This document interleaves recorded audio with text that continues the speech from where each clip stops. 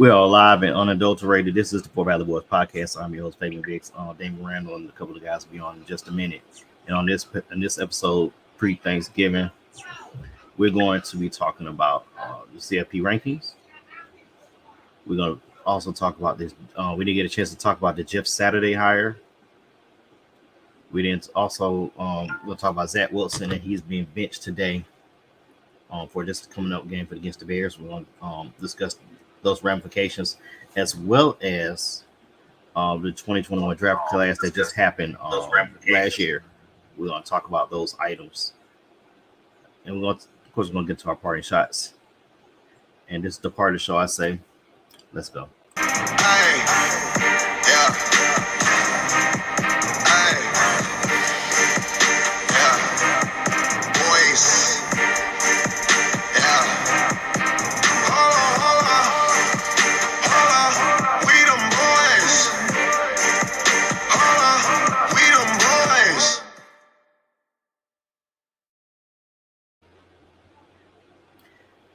And of course, this is the Four Valley Boys podcast. We are brought to you by Just for Men. You got a little gray in your beard. Just for Men, you'll get the E3J Black. The show is also brought to you by Sprite.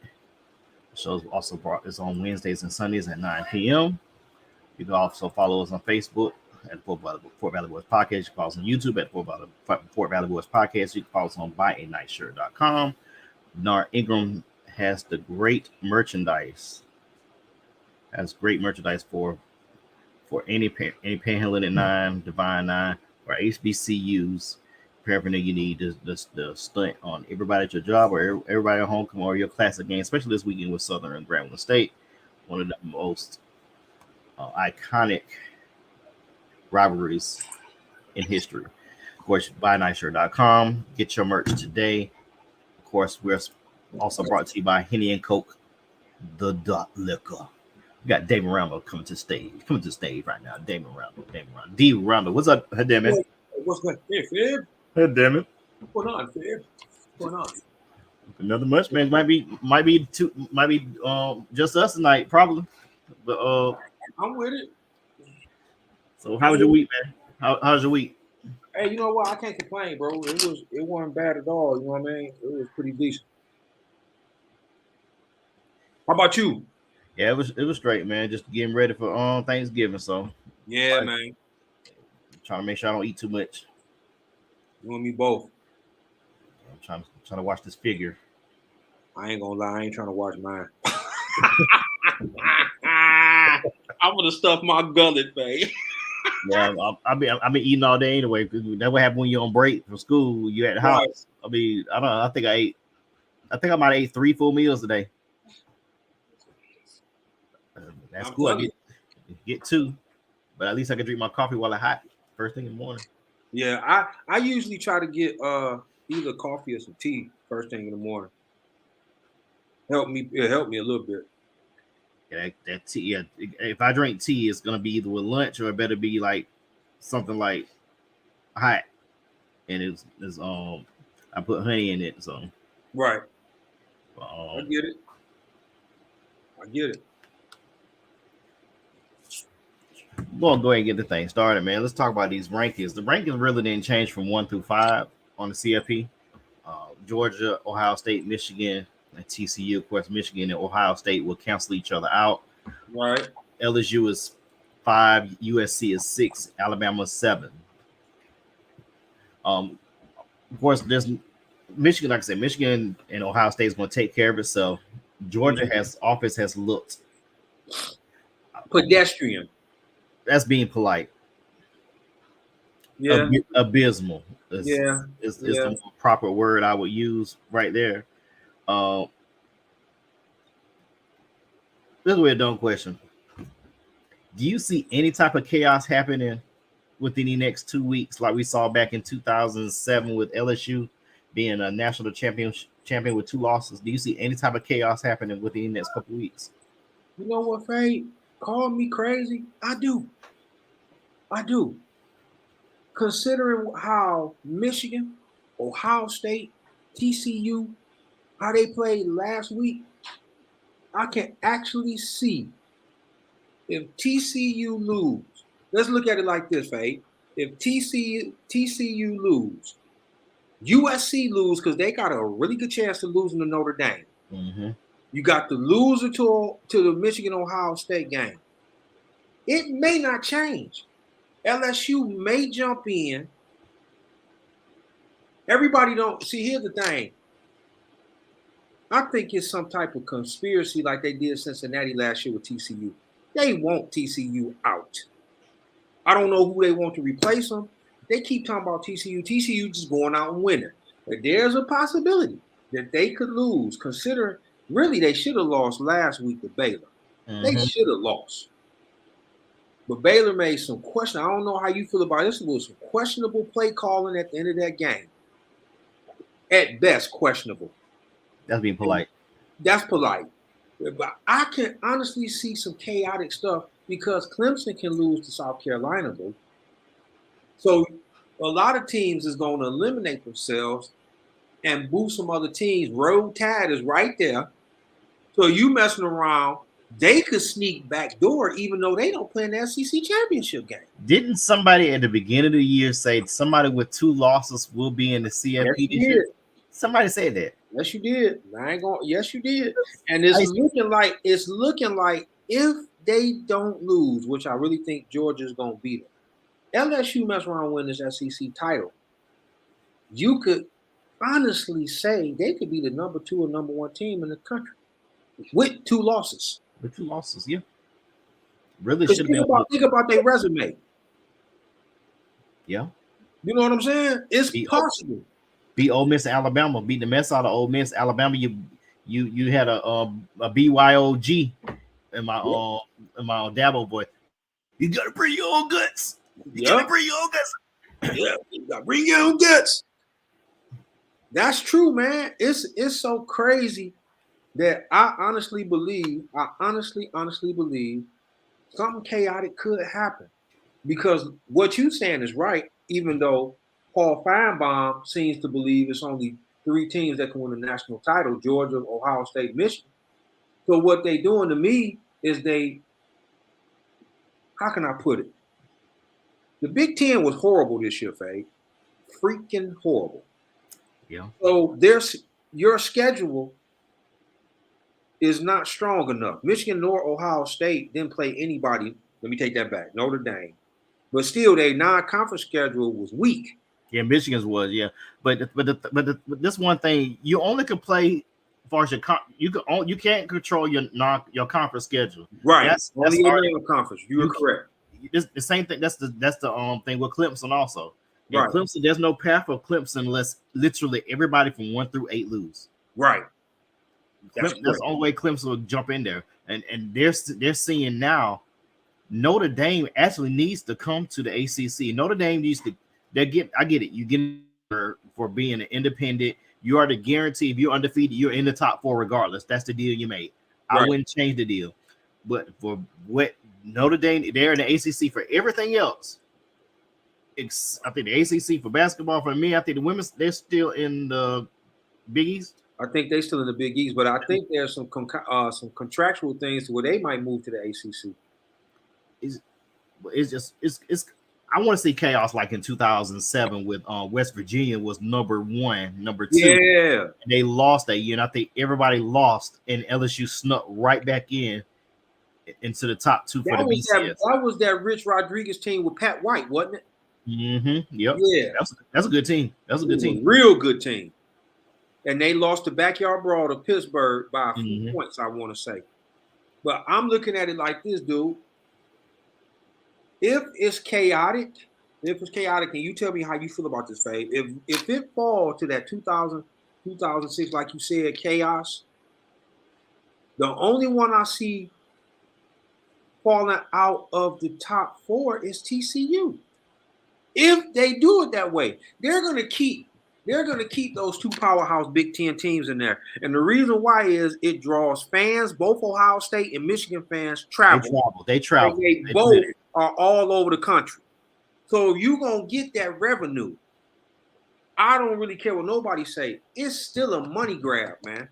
Yeah. It's still a money grab. and TCU don't really have a fan base. Now, if you can get them out and you can get another SEC team or Clemson or Notre Dame, LSU can slide in there, bro. You gonna have especially if LSU make it. Because even if they beat Georgia not falling out of that top 4. No, they're staying. They'll drop to 4. They'll drop to 3. Maybe 3. They may drop to 2. Because think about it. They've been undefeated. They lose to a very good team, especially if it's close. You might be right. It may be 3. They're not falling out of that top. They will probably, the winner of the Michigan Ohio State will jump to either 2 or 1. LSU will be 1 or 2. That's how it's gonna fall. Do you see anywhere where the loser of Ohio State and Michigan stays in the top 4? Do you see a scenario where that can happen? For Michigan, everybody else has to lose. For everybody else has to lose because their strength of schedule is weak. The only real big win they got really is Penn State, because Penn State keep winning. The only way Michigan can make it in, if they got that one loss, is if TCU, LSU, Clemson, USC all lose. They all lose, they in. With Ohio State, even if they lost, I still think they'll be in, because if they lose and Notre Dame puts USC out, that's a stronger that adds to their resume. So they will probably drop them from maybe 2 to 4. And maybe if TCU stays undefeated, they will go up to 3. Yeah, Kelman, friend of the show, I honestly don't see TCU losing. Big 12 is dog water. That's not good. I agree.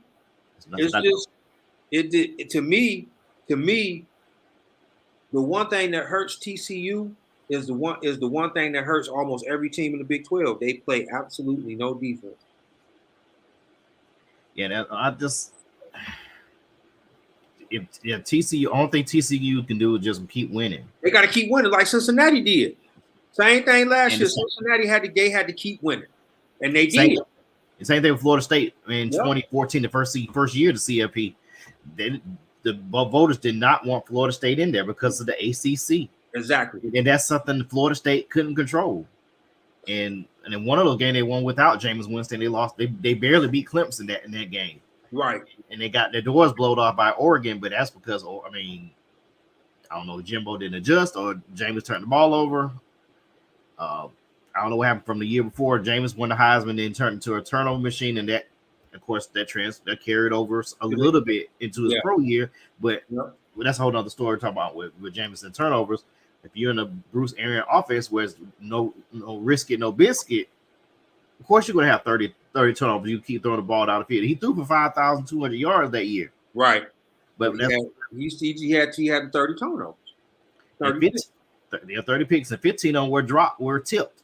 Yeah. 15 on pick were tipped. You can't blame him on those tips. But we digressing on that part. But to me, the outlier is USC. I would agree with that.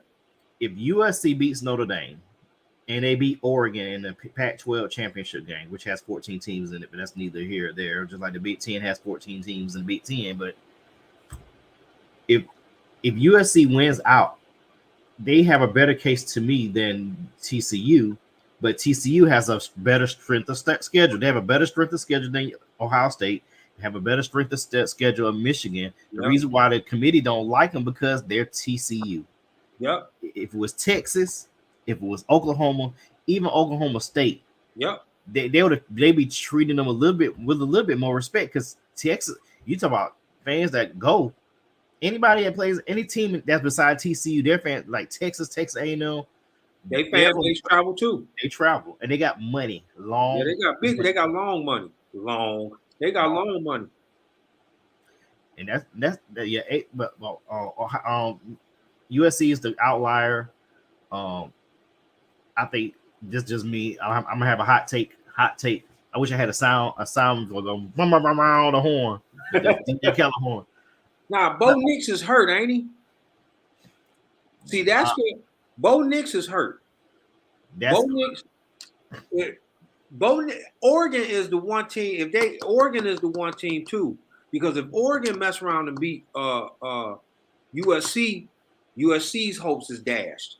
So you, Fabe, you got the next 2 weeks can be chaotic in the month. It can be so much chaos that you look at the foe and be like, man, I knew this was gonna happen. You know what I'm saying? Yeah. Because here's the thing. That's a good question. What if both of them TCU went out? I would take this. Just me. I would take TCU. The better strength of The schedule. schedule is stronger. They have beaten. This would be if they win and win that Big 12. They would have beaten what 5 ranked teams. Yeah. That's a strong schedule. Whether they rank right to this day or not, at the time they were ranked. Yeah, that's a great thing. If USC would have messed around and beat Utah, this wouldn't be a conversation. TCU wouldn't be in the top 5. No. They wouldn't be nowhere near the top 5. That would be USC in that 4th spot. They'd be in that 4th spot. All USC had to do was win out. That's all they had to do. That's it.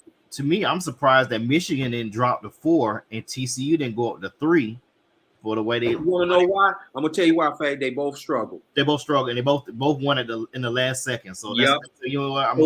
They just said, what's the sense of flip flopping them, leave them where they at? Now here's a question. Here's a question.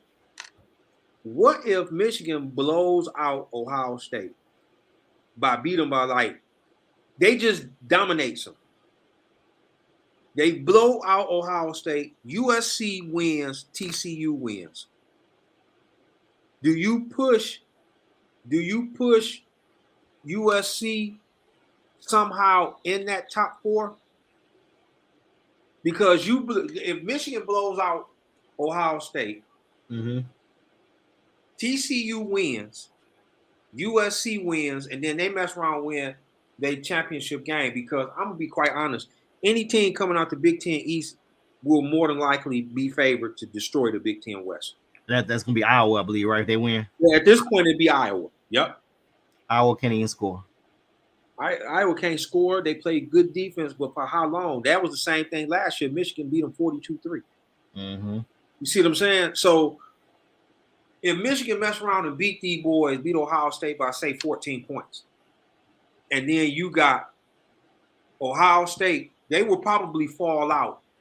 How would you put TCU and USC if they both went out? Would you move TCU to 2 and drop Michigan to 3 and then have USC 4? Or would you push Michigan at 2 and just move them up 1?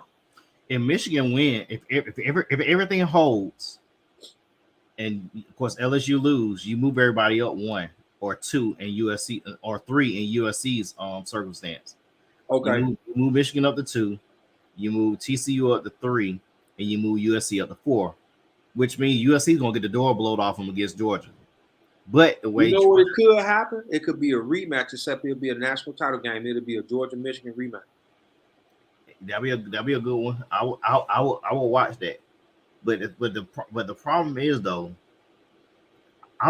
Georgia defense has been strong all year. This is the 3rd game this year Georgia's offense has not showed up. The defense carried them. And I kind of feel that way about Michigan. Their defense has been, since they lost the 2, the second overall pick, and if Ajabo didn't get hurt, he would have been a 1st rounder. I actually think that this Michigan defense, because the sacks are distributed so far out, they got 1, 2, 3. I'm not sure about the numbers, but it's like 7 or 8 players with at least 2 sacks. Your sack production came from 2 players last year, literally. So you spreading that wealth around, and you got a very good secondary. I actually think that if Michigan would have concentrated a little more on getting a passing correct, get it rolling, because as we can see, when Blake Corum is healthy, he can run on anybody. But it has to be a complement to that. Diehard Michigan fan, but I'm very much a realist. You can't beat Georgia one-dimensional. It's impossible. You're not going to beat them playing one-dimensional ball because Georgia is just as physical, maybe even more physical than you are. Yeah. and you got to move that ball through the air to make them honest. If you can't do that, because really, Caleb Williams, Michigan played. If Michigan was to play USC, it would be a shootout because Caleb's them defense, they can't really stop the run. And see, I'm looking at with Michigan, they're very physical, but people don't seem to realize why Jim Harbaugh do what he do. And I figured it out. He want to control the clock. So if he's up and you can't stop him, that's playing right to their hands. They playing physical ball. Same thing he did at Stanford. Same exact thing. And when he has his quarterback, it's hard to really. Receivers have dropped a lot of balls on JJ. Everybody up here want to go on JJ. But if you watch a few of their games, Faye, some of the passes he hit his receivers dead in the hands or dead in the diamond. He hit them, they dropping passes. So you can't really always put that on the quarterback when the quarterback is hitting them. Yeah, he throws some errant passes, but you still got to say, hey, come on, man, y'all got to catch it. With Stetson run all over the field. His receivers doing their thing. But like you said, Faye, their offense has sputtered the last few weeks. This is the same Kentucky team that Tennessee down there ran out the football field. Mm-hmm. And you only managed 16 points. You can't win like that, man. Because somebody can get hot. I just think about that Ohio State team that got hot. And nobody thought they would win that national title. And Urban took them boys and then won that national title. And it's like, yeah, they got hot at the right time. That happens, man. With the third string quarterback. Third string quarterback. So I'm just saying, the way this falls and the way the top 4 teams have been playing the last few weeks, chaos is bound to happen. It's bound to happen. I just can't see Georgia losing. I don't see Georgia losing maybe until the national title game. I don't really see them losing. Yeah, I don't see it either. Like I said, I'm not a Georgia fan. Everybody knows I don't like any teams from Georgia because they always let you down. Georgia, they got their one, and I think they're probably gonna win. Probably gonna win again this year. I'm thinking so. I'm thinking out of the 3 Paul Fine by name, the one I'm most confident in winning it all will be Georgia. And if Michigan, yeah, he right. Mario right. Clemson got hot with Trevor Lawrence. That's true. Yeah, because Dabo made that change at the 4th week, and he saw, you know what, we have a chance, which is going to be another tie into Zack Wilson. We'll get to in a moment. We got a good defense, got a good team. We need to make this change. Right. But it's going to be interesting these next 2 weeks to see, because I think Caleb Williams Heisman to lose no matter what. I agree with you on that. Mike was talking. We were talking about it earlier, and I was like, well, to me, the ones I said, well, to me, C.J. Stroud. If Caleb have a bad game, it's his to lose. But Mike brought up a good point. He said, what if Blake Corum run up 150, 165 yards, and he put up 2-3 touchdowns? I say, well, that all, and then the Big Ten, you add the Big Ten title game, that's almost 1,900 yards with almost 20, 21 touchdowns. You would have to throw him maybe at the front runner. But right now, you can't overlook 40+ touchdowns and only 2 picks. You can't. And a 9-1 record. You can't overlook that. That's impossible to overlook. And I love C.J. Stroud. He gets the ball out, and Marvin Harrison Jr. has really helped him this year. That dude is a stud. He just like his pops. He's just taller. Yeah. It's gonna be interesting in the next couple of weeks. It's gonna be interesting. Like I said, I'm a person for chaos and just confusion. Like I said, I knew Alabama was gonna have two losses for some reason, and they showed you who they were this year. It just wasn't a good year. I want Georgia Tech to beat Georgia, but Georgia to win the SEC. But it wouldn't hurt if they lose. That means they have 2 losses. They'll definitely be out. Then you would have to actually put LSU in there. If Michigan lose and then Ohio State lose in the championship game, which I don't You talk about complete. You talk about some Dark Knight Rises anarchy. Yeah, it's straight up. That would be straight chaos. That would be straight chaos. I just believe that if you put it all the chaos in a box and you watch it just explode, the only thing I can see really happening if all this goes down is that the loser of the Michigan Ohio State game still can find his way in if USC loses, if LSU lose, all these boys, if the people that lose before them, they can backdoor right back in. Yeah. Because nobody has played strong the last 3 weeks. I can go back 4 weeks. Nobody has really played strong the last 4 weeks out of that top 6, top 7, because Tennessee got utterly mollywopped. And I can see South Carolina almost doing the same thing to Clemson. I can almost see it. Yeah. Unless Dabo changed quarterbacks. So DJ ain't, I don't know. You don't know which one you get. He can give you 3 picks and less than 200 yards passing, or he can give you 3 touchdowns, 200 yards passing, and 80 yards rushing. You don't know you can't tell which one you gonna get. Do you think the loss of his offensive coordinator has something to do with it too? I think so.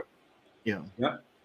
I think that's a big. I think that offense. He catered that offense to DJ. Kelvin said DJ. DJ ain't it. I agree. That they need to put that freshman in, because he was the one that brought him back from Syracuse. Mm-hmm. When they put him in the game, it was a different vibe. That young cat was running that ball. He was getting that ball out of his hands quick. I think I agree. I agree with Kelvin. DJ ain't it, man. Yeah, we got a couple weeks, so keep it locked on Fort Valley Boys podcast. If you want all your college football information, don't go to ESPN. Go to Fort Valley Boys. All right. Something we was off last week, I believe. Last week, week before last. I can't remember. One of the week. Yeah, the week before last. It was the week before last. Week before last. We're off. And this is the one of the topics we never got a chance to talk about was the Jeff Saturday hire. Yeah. For those that don't know, Jeff Saturday played for the Colts. His whole career, except for one season, played with the Colts. Last year, played with Green Bay. So he had the opportunity to play with Aaron Rodgers and Peyton Manning, 2 Hall of Fame quarterbacks. Worked for ESPN for the last few years, and basically was Horatio said it best. Hey, he was drinking buddy Jim Irsay. They was having a cup of some 200-year-old scotch. Says, hey man, what you doing this week? I'm good. I ain't doing nothing. Hey, help the boy out, coach team this week. All right, bet. Say less. Got the job. Right. Off the street. off the street. And the highest competitive football he coached was high school, and that was a few years ago.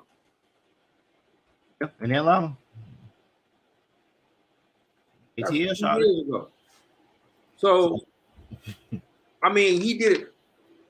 Jeff Saturday did an interview. I don't know if you heard it. He was saying, if I'm not one to back down from a challenge. I'm paraphrasing. Mm-hmm. I'm not one to back down the challenge.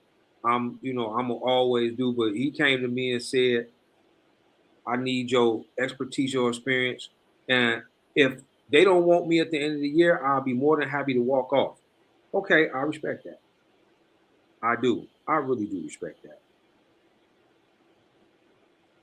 But the backdoor, the Rooney Rule fade. Yeah, that's what I was about to ask. Like, does the NFL in the offseason, do they need to close that loophole in the Rooney Rule, or just say, we might lose Sprite, just say fucking get rid of the Rooney Rule because it's not working for getting diversity in coaching? No, it's not. But the thing is, if they do that, right, back to regular. They ain't gonna, to be honest, and this is my opinion. If you X the Rooney Rule, do you really think they're gonna interview any minorities? Mm-mm. So it's like you lose. If you understand what I'm saying. Yeah. You lose. It's a loss because now these No good owners gonna go who they want to go with, and they gonna hire their drinking buddy, or they gonna hire who they feel they want to hire, and they ain't none of the brothers. Forget how they do an interview, because that's what they say. Eric Bieniemy's his biggest weakness is he don't know how to conduct an interview. So what? You see what kind of offensive mind this dude got? At least give him a chance. If you want me to cut you off, think about it. Eric Bieniemy was on that same staff years ago with Matt Nagy. Right. But Matt Nagy got the head coaching job. Right. And Matt Nagy, he came in the year after Mitchell Trubisky got drafted. And that's not who he wanted. But still, you took that team to the playoffs 2 years in a row, but your offensive acumen was absent, to be polite. Yeah. But Eric Bieniemy had taken his team to helped aid his team to go to 4 straight AFC Championship games, which is going to be into a whole nother realm of who should hire who now. But the Jeff Saturday hire, Tiny Head said, get rid of it. Kelvin said the Rooney Rule is in place to check a box. That makes sense.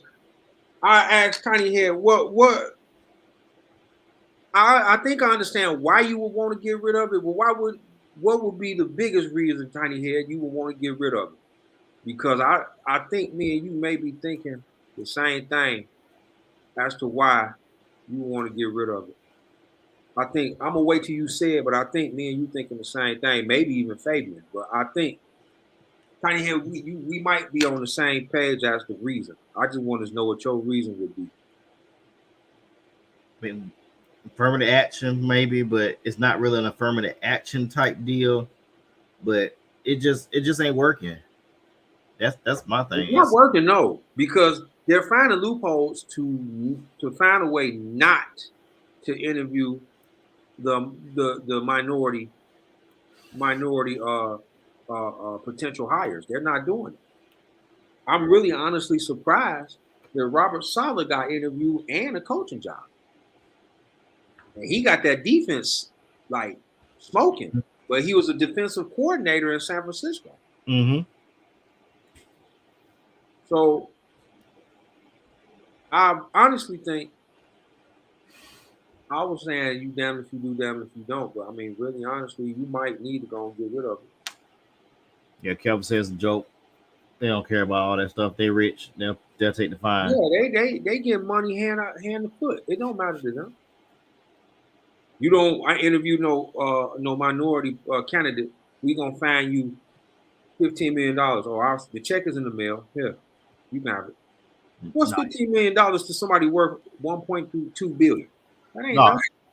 Hurt them where it counts. Take the draft picks away. That's where you hurt them.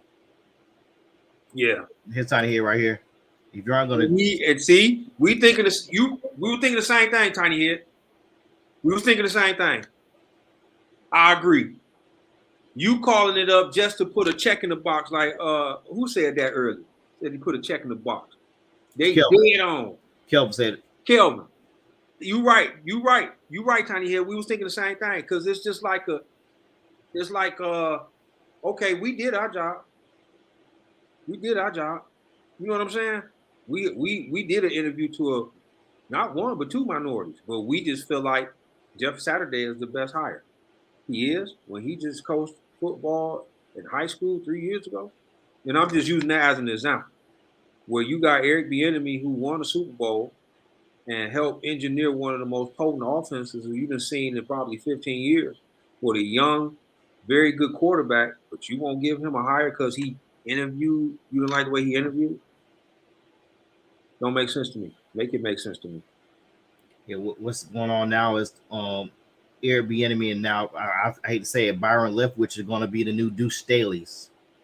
For those folks out there that don't know who Deuce Staley was, he was a very good running back coach for Philadelphia, and he was the go-to person when they need to interview somebody to check the box for the Rooney Rule for New Orleans and for Philadelphia.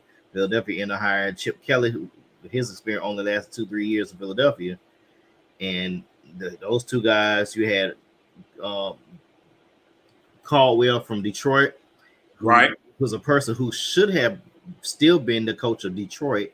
Right. 97, 97, 97. Yeah. 2 of those years he went to the playoffs. Yeah. Even they might have lost, but they had Matt Stafford. Yeah. I hate to say that, but it has bad luck against, I think, against Dallas one of those years. I think they had a bad call. That well, you know what? Let me put it to you like this. There were some questionable calls, especially that drop pass that was supposed to be a touchdown for Calvin. Having said that, they still had a lead and they still had a chance to win the game. Like you said, Fade, I grew to respect him. At the time, Matt Stafford wasn't ready to do no serious winning. So, having said, like I said, Caldwell, 2 of the 4 years he was coaching, he took him to the playoffs. And then you bring in, what's numbnuts? I can't think Campbell. of it. Yeah, Matt Patricia. His boy hired him, and he's the worst that you ever seen. But this is your initial interview was 9-7 is not good enough. That man didn't win 9 total games the whole time he was coaching. But 9-7 wasn't good enough. Make it make sense to us, bro. That don't make sense. Marvin Harrison and I think Reggie Wayne is on the staff in Indianapolis. I believe who coached the Bears before Matt Nagy? John Fox. John Fox. Yeah, he's on it. Yeah. He's defensive coordinator? Defensive coordinator. Yeah. I guess he's what Irsay was looking at, like, he's been a coach, he's not successful. Right.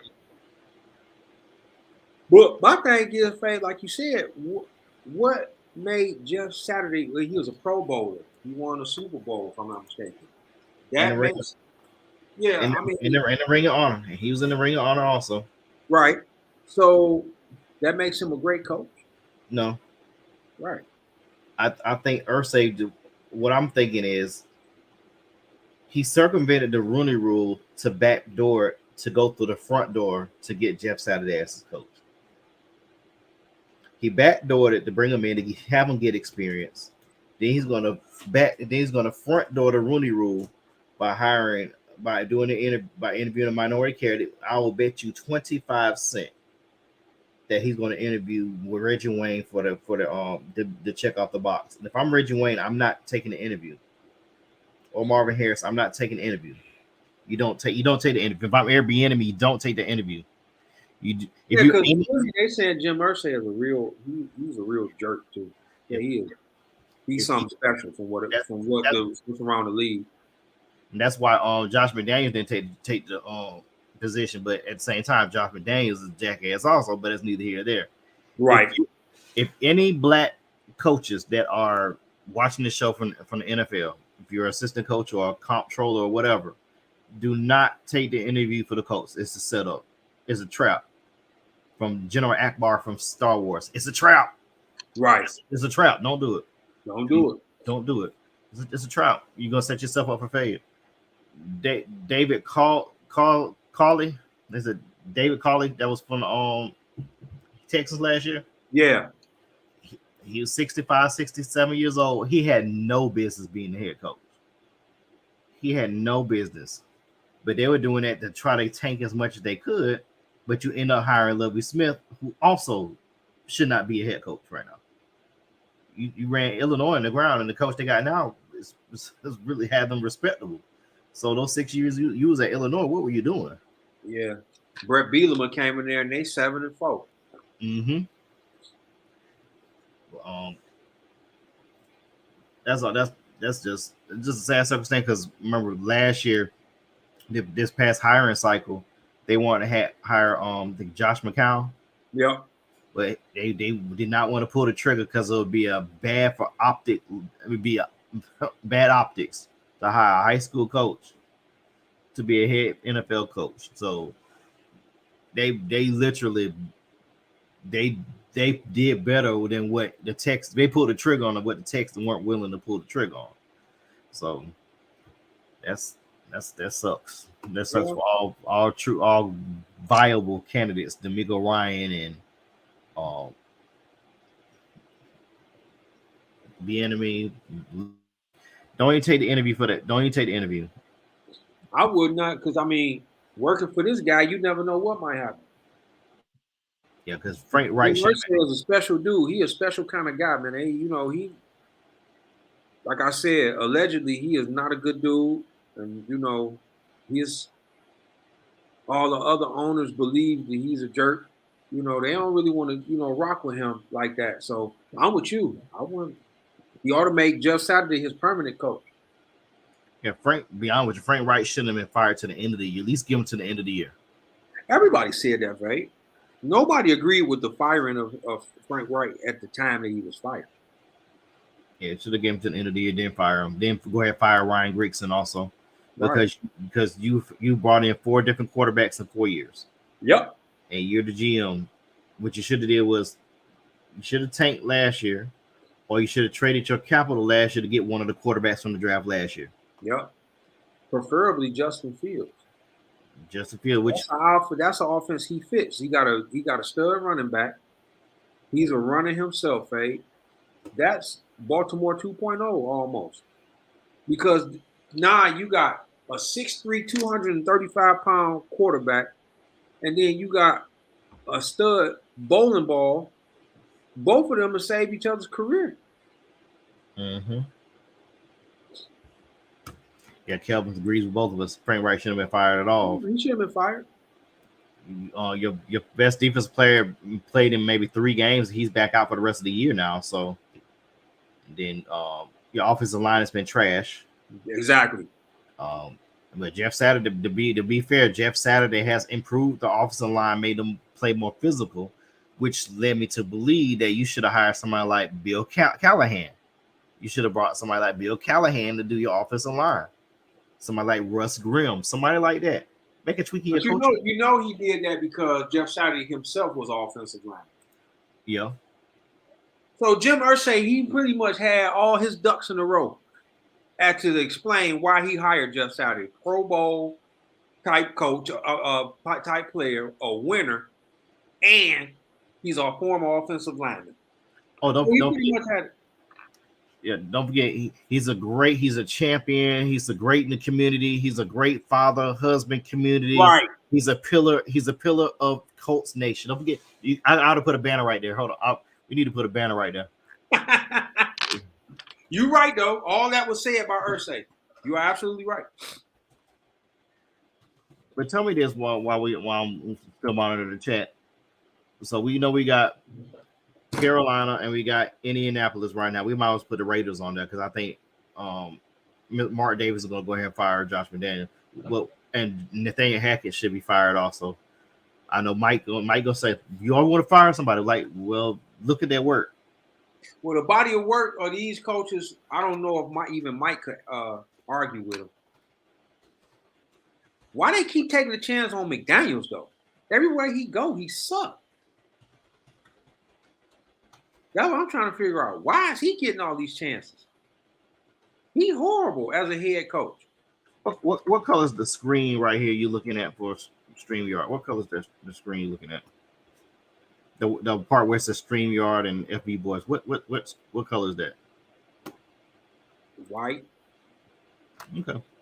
Yeah, good point. Okay, there you go. There it is. Everywhere McDaniel has gone, he has not succeeded as a head coach. Everywhere. He has not done anything as a head coach.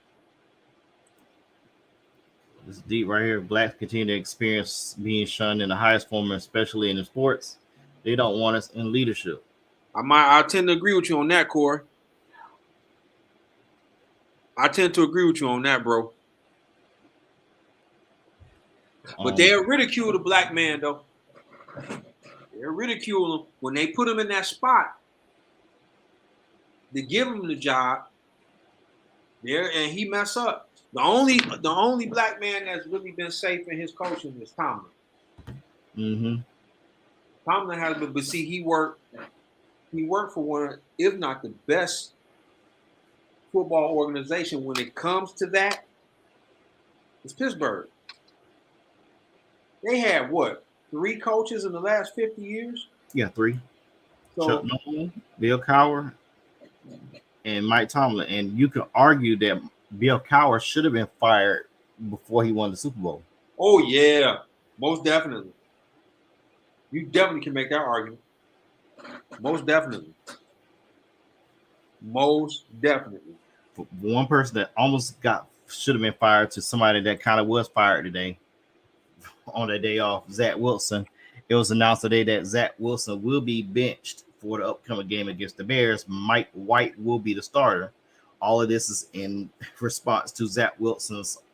Hey, Damon, ask me, did I let the defense down? Ask you, what'd you say? Did I let the defense down? Yeah. No, I ain't let the defense down. I tried to be contradictory, bro. No, you didn't. Nah, I ain't let the defense down. Nah, you didn't. Do what he did right here. It's just water.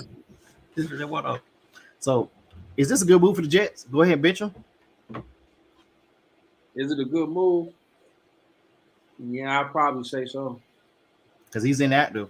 Joe Flacco's the backup. He's inactive for this game against the Bears. Yeah, I think maybe. See, Robert Saleh and his coaching staff walk into a situation where that's not his quarterback. No, that's his quarterback. That's who he drafted when he took the job last year, Zack Wilson. That's who he drafted. That's weird. That's his quarterback. So, if that's crazy, why draft somebody you really weren't fond of? Why not take, I don't know, the quarterback y'all should be facing on Sunday, Justin Fields. He's the number 2 rated quarterback in the draft last year. Yep. And yet he failed. And they really was going off straight up potential on Zack Wilson. Mm-hmm. But remember where he played. BYU with a big offensive line where he had time to throw. There you go. That's important to remember. That's very important to remember. I remember shout out to Big Shot Ratio. He had said, and I forget, it might have been a few podcasts ago, we was talking about Justin Fields and why most people don't want to draft a Ohio State quarterback, because most Ohio State quarterbacks, they concentrate on one read and that's it. And it's evident that that's what most people look at.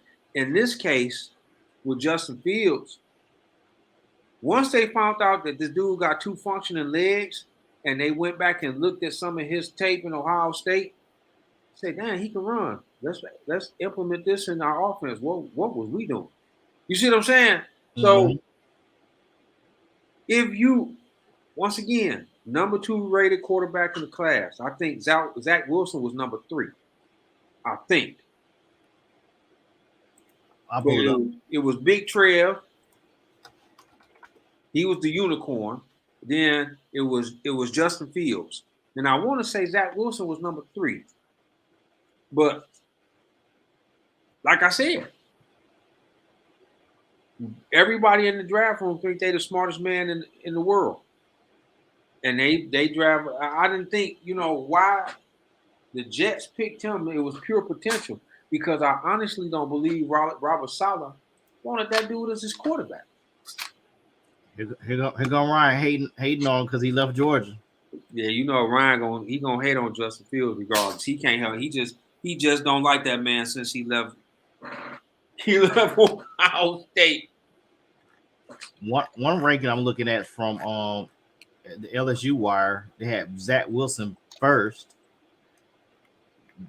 Trevor Lawrence second, Justin Fields third, Trey Lance fourth, Matt Jones fifth, and Kellen Mond sixth. Kellen Mond's ninth. I don't think Kellen Mond's on the roster right now. I don't think so either.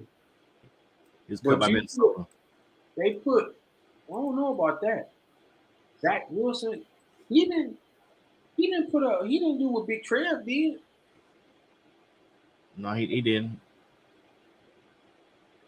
at all.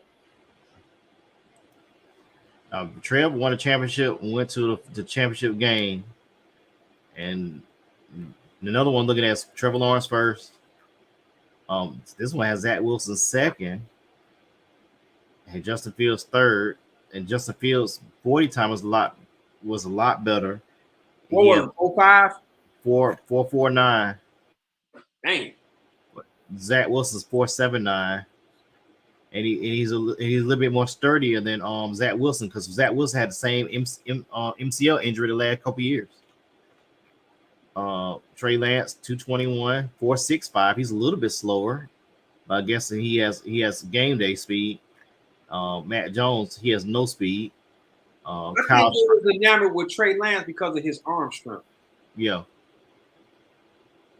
he could float the ball down the field. But he ain't played in the whole year. But when you look at it, really, if you count the year he got drafted and the year before he got drafted, and he has played meaningful football in 3.5 years. Right. But if you look at it now, so Zach was I don't to be honest with you, if you bench Zach Wilson, you cannot play him for the rest of the year. You cannot. The only way you play him and Flacco get hurt. That's the only way. You cannot play him for the rest of the year. Am I wrong on that? No, I think you're right. Because now you're playing with the team psyche. Mm-hmm. Now you losing your locker room when you doing flip-flop stuff like that. If you stand on bench and Zack Wilson, you need to stand on it. Yeah. The only way he comes back in if everybody get hurt. Yep. Flacco can't go. And what's his name? Mike Brown? Mike White. Mike White. Ain't have no lucky year, Straw. Straw, come on, man. You must have been sniffing the book. You sniffing the just. Are you inhaling something in your straw? I mean, at least he took accountability for the game they lost, and he didn't have to. But I mean, in all honesty, he's playing for an organization who really didn't want him. With a coaching staff, I say that. Yeah. So when you're not being used to his ability, they just figured out the boy got pretty good speed at 6'3", 235. So when you dealing with that type of quarterback and you're not using him to his strengths, that's on you. That's on you. Yeah. Well, they didn't want him there anyway. And so we know why Zach Wilson your quarterback. Sure do. Yeah. Salute. But before we go, I want to let's redo this draft the quarterbacks, how you rank them. If you're the Jacksonville Jaguars, you have no choice but to take Trevor Lawrence. Right. You have no two, I'm guessing Justin Fields would be in the Jets. Yeah, I mean, from what you see now, with that stellar defense and a dual threat mobile quarterback, that go to TOP, man. And when Justin break one, he break one. I sat there and watched him break that touchdown run against the Lions and the other squads he did. He and Miami, when he out in the open field, not only is he big, but he's fast. Yeah, before we move on to the 49ers, Kelvin Byron said they could have Patrick Mahomes or Deshaun Watson. Yeah, they could have, but they would have got Watson. Never mind. I know where you was going. Never mind. His back would have been hurting every day. I know where you were going, Chief. Yeah, his back would hurt. So if you're the 49ers, do you still take Trey Lance over Zach Wilson? I think you do. Yeah, he's decent. Quarterback with good mobility, but he got a way stronger arm. 4 was the Falcons. They took Pitts. So do you take Zach Wilson? But then he'll be sitting on the bench for a year though, because you still had Matt Ryan. Yeah, I think Zach will go right there, even though he can sit and learn. Sit and learn for a year. And then 5, I think Cincinnati had the 5th pick, and they took Jamar Chase.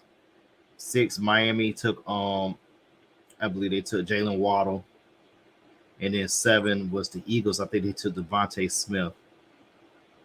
Then you you're had right. Matt Jones. Matt Jones would have been a better pick for the 49ers. I mean, the way he processed that offense is way more friendlier for Matt Jones than what the offense he's running in New England. Well, that makes sense too. I mean, if you wanted to take a chance on that type of quarterback, I think I would have took the chance on Mac Jones instead of Wilson. But they was going to ceiling as opposed to the flow. You know, they were looking at Zack with all the potential in the world, but he hasn't been able to put it together in the NFL yet. And he has better weapons this year than he had last year. That's the crazy thing. He had way better weapons this year, way more options. Right. Way more options. I agree. Anatole, of course, he's a friend of the show, shot producer. Zack Wilson's little brother's a stud. He's a junior high school, but we'll see.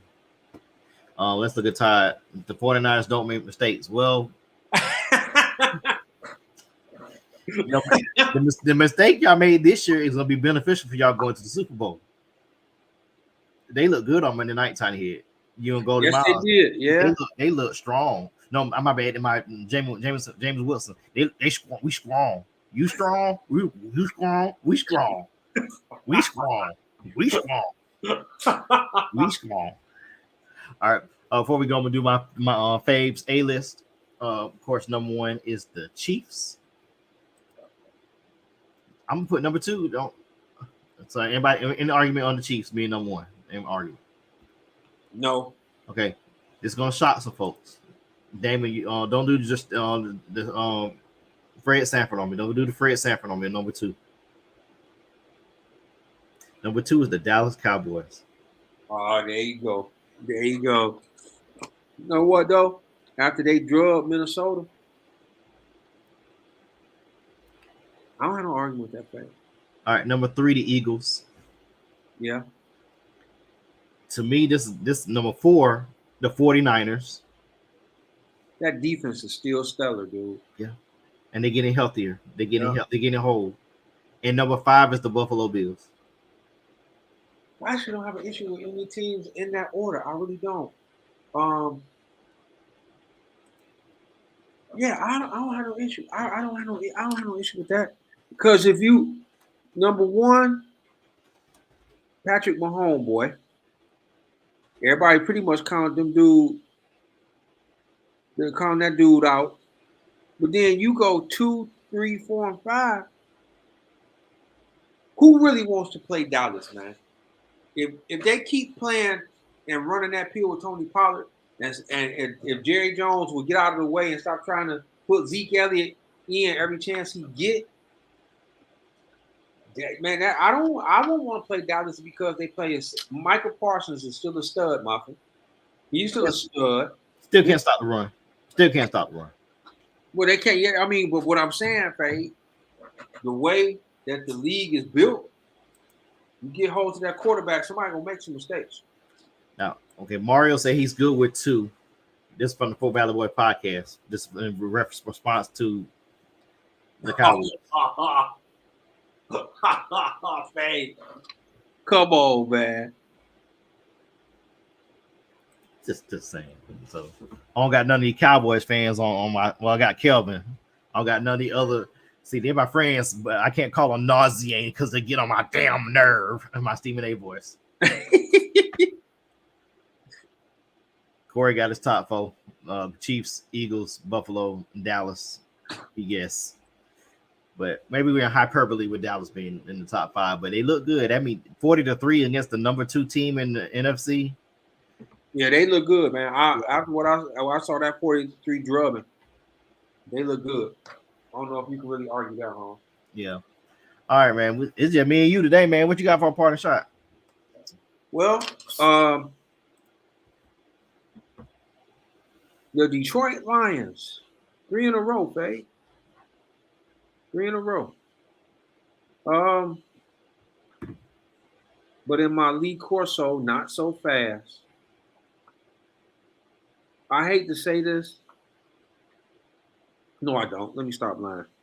Let me tell the truth, Shane the Devil. As much as the Dan Campbell was getting as this ultimate motivator. They didn't have him come talk to the young players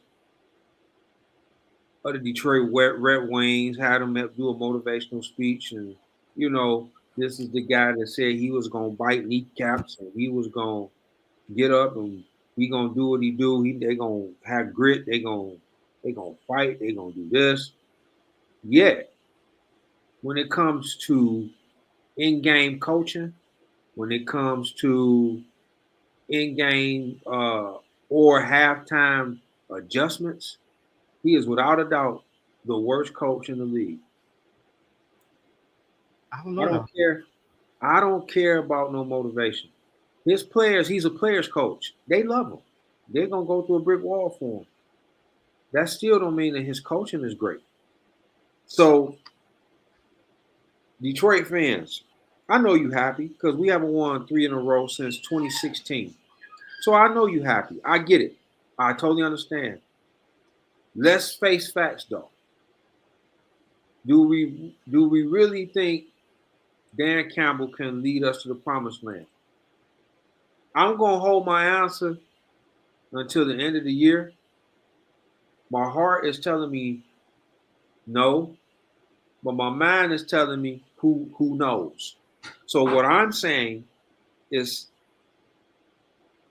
all Detroit fans, let's not jump into this happy place until the season is over.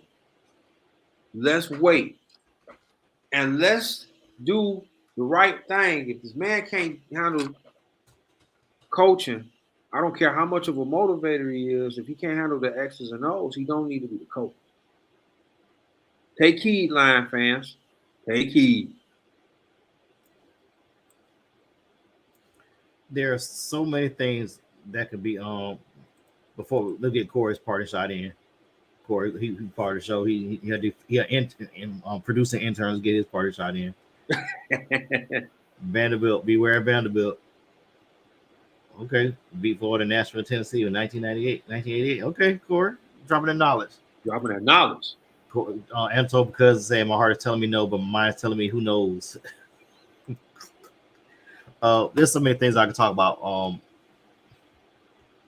today, but I just want to send positive thoughts and wishes to the families that are affected by the Colorado Springs shooting the other day. Yeah, that was rough.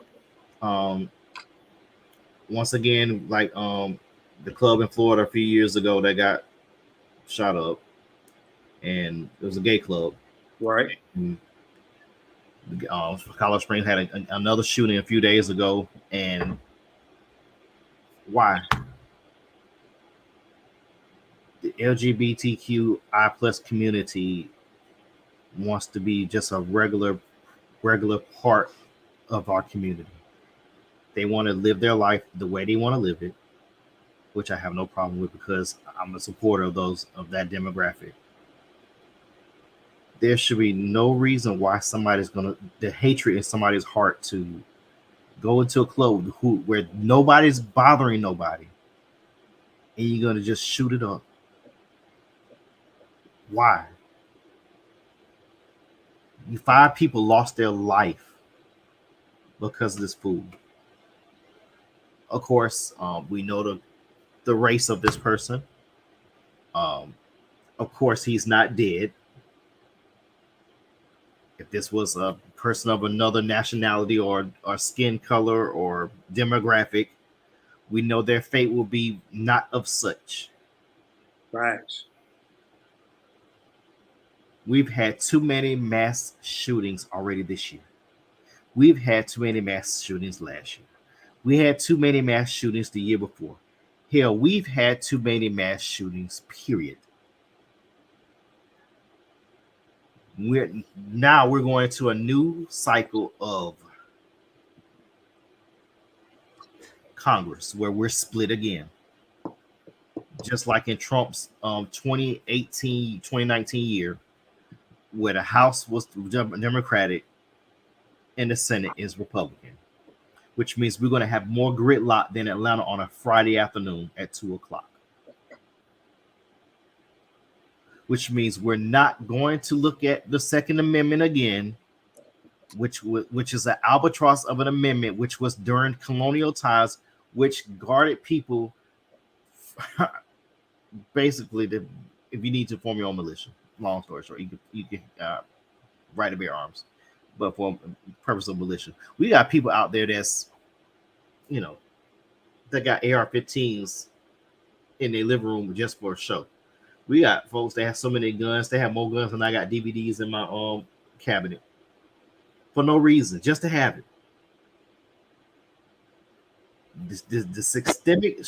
The systemic nature of these mass shootings is more than just a demographic with blacks in Buffalo. It's more than the demographics than the club in Orlando. It's more than the demographic in Colorado. We need to do something about gun control. But yet, for these next 2 years, we can't, because we're going to be stuck in gridlock with Congress fighting against each other about what team you're on, who you with. Like this rap song back when we was in Fort Valley. Who you with? Who you with? So I guess we're just going to continue to have more guns, more shootings, more school shootings, more people of other skin complexions and demographics and different looks and different appearances and different nationalities are going to continue to die, while Congress is making $300,000 to $450,000 a year to not work, which goes to this next week, Georgia. Georgia, you hear me? This your Uncle Fabian face right here. You can early vote on Saturday. You can early vote next week. You can vote on the 6th. Damon, get your phone. I think Sprite's finna call you. Yeah. Hold on. I'm getting the call right now. Go get your phone. I don't give it. Just goddamn it, just vote. Yeah, he said it. Yeah. I said it, Sprite. Yeah. I said it. No. No, he's promoting voting. He's just a little upset. Goddamn it, vote. Yes. Don't use the excuse of I'm tired of voting. Oh, great. Okay, cool. I'm tired. We're good. We're good. Good. Fuck being tired of voting. You should be tired of getting your rights being taken away from you, being stripped. By bylaw. It's because of the systemic and the diaspora of Caucasians and the caucasity of some of this stuff with Trump being president. Y'all did not see his end game.